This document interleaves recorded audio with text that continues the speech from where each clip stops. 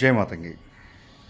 మనం ఈ వారాహి నవరాత్రుల్లో భాగంగా నిన్న 4వ రోజుని శ్రీరక్త పంచమి వారాహిగా మనం కొలుచుకున్నాం. ఇక్కడ మన యాగశాలలో శ్రీరక్త పంచమి వారాహి హోమం కూడా చేసుకున్నాం. ఇక ఈరోజు 5వ రోజు స్వప్న వారాహిగా అమ్మవారిని, ఆ అవతార రూపంలో అమ్మవారిని మనం కొలుచుకుంటాం.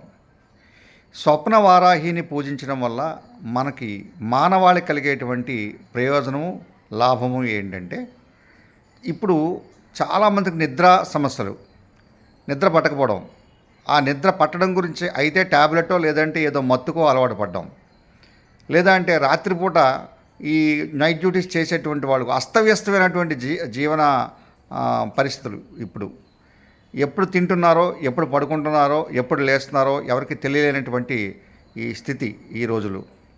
ఇలాంటి సమస్యలకి ఎప్పుడు పడుకున్నా ప్రశాంతంగా నిద్ర ఇచ్చేటువంటి దేవత స్వప్న వారాహి.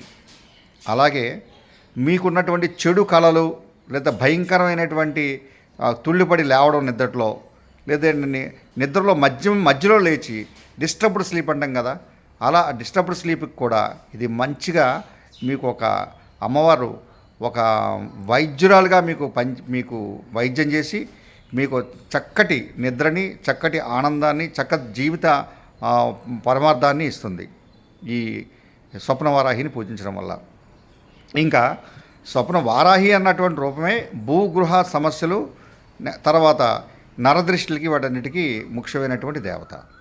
కాబట్టి ఈరోజు స్వప్న వారాహిగా ఈ తాలూకా 5వ రోజు అందరూ పూజించి అమ్మవారి కృపని, కటాక్షాలని పొంది ఆనందంగా ఉంటారని ఆశిస్తున్నాము. ఈరోజు మన యాగశాలలో శ్రీ స్వప్నవారాహి హోమం రాత్రికి జరుగుతుంది. అది కూడా రేపు మీకు పెడతాం. జయ మాతంగి.